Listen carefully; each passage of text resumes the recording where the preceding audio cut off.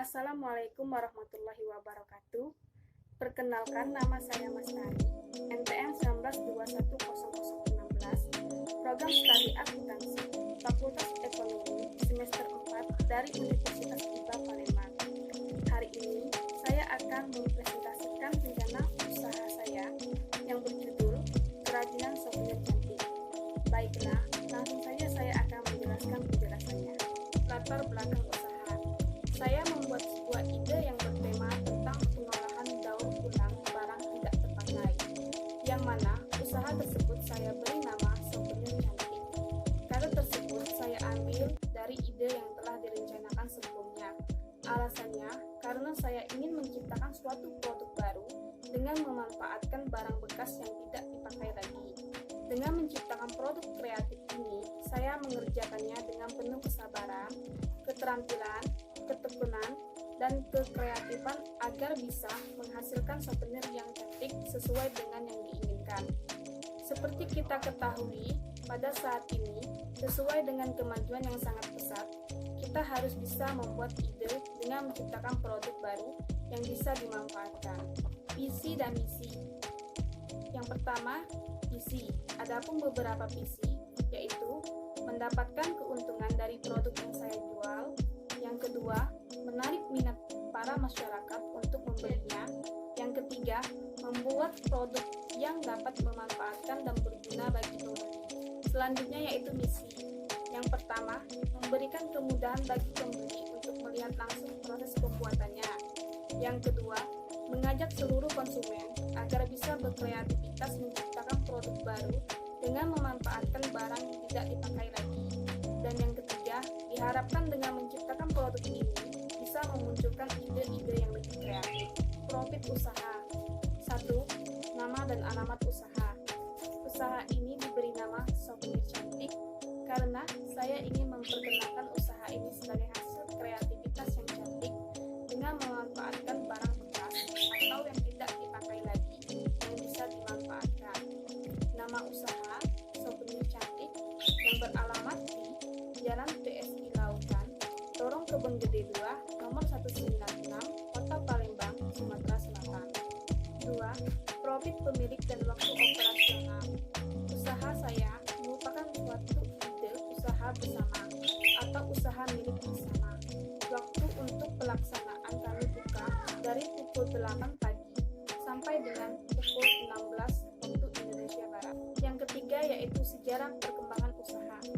Ditemukannya ide ini saat saya ingin mendapatkan suatu penghasilan lebih, tetapi saya tidak ingin terlalu tertekan untuk mendapatkan penghasilan itu tanpa aturan dari atasan, dan saya bisa berkarya sehingga terpikirlah ide membuat souvenir cantik. 4. Bidang usaha.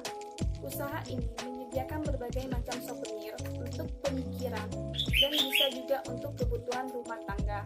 Tidak hanya itu, saya juga mengajak para teman-teman yang ingin berkarya dan ingin menghasilkan uang.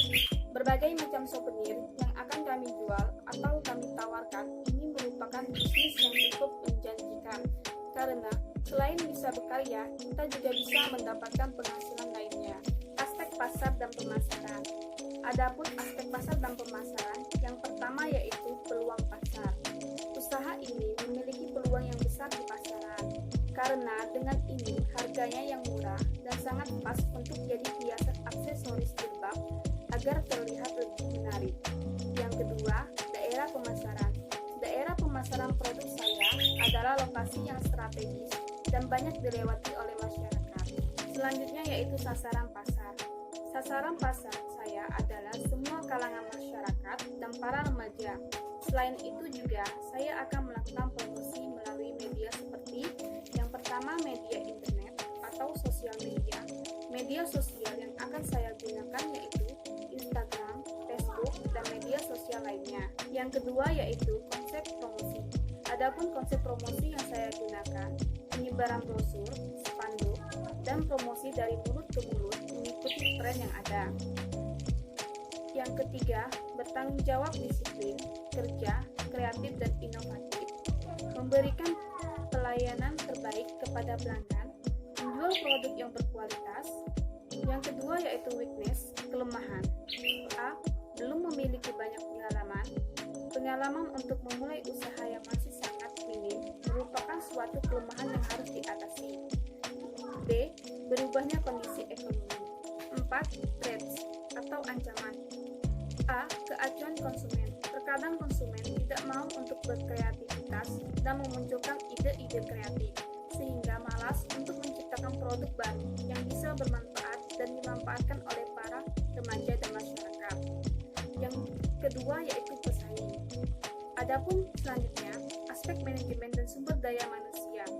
Yang pertama yaitu pemimpin, membangun dan membina hubungan jangan terlalu kritis dan agresif.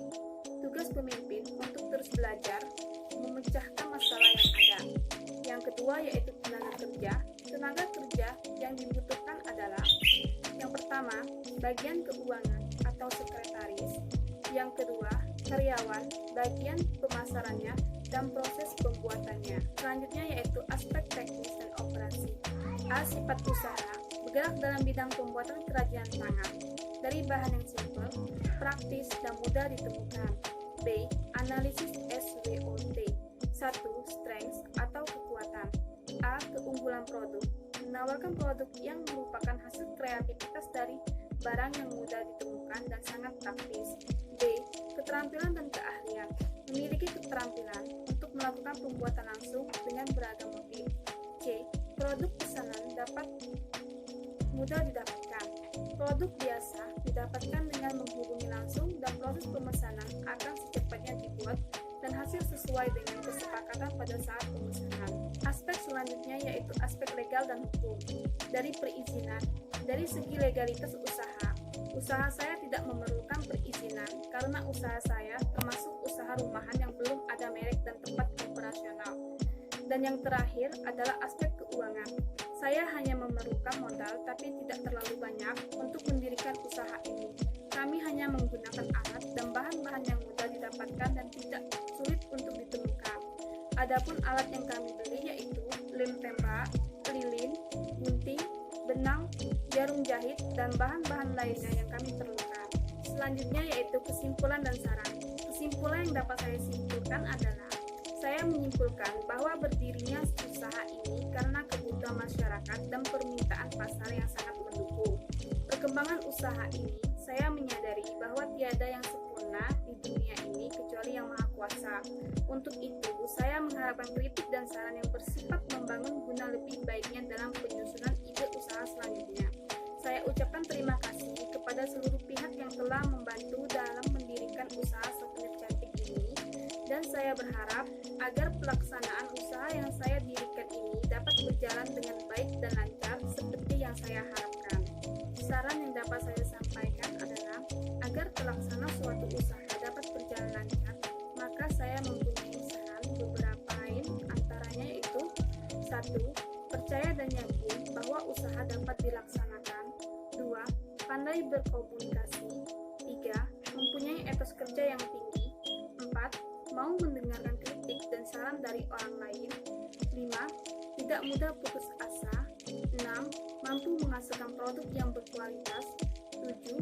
Mengutamakan kepuasan pelanggan. Dan yang terakhir yaitu disiplin, bertanggung jawab, kreatif, dan inovatif. Itulah yang dapat saya sampaikan dalam beberapa rencana ide usaha saya. Apabila saya ada kesalahan kata, saya mohon maaf dan saya mohon ampun. Sekian dan terima kasih. Dan saya akhiri. Wabillahi taufiq wal hidayah. Wassalamualaikum warahmatullahi wabarakatuh.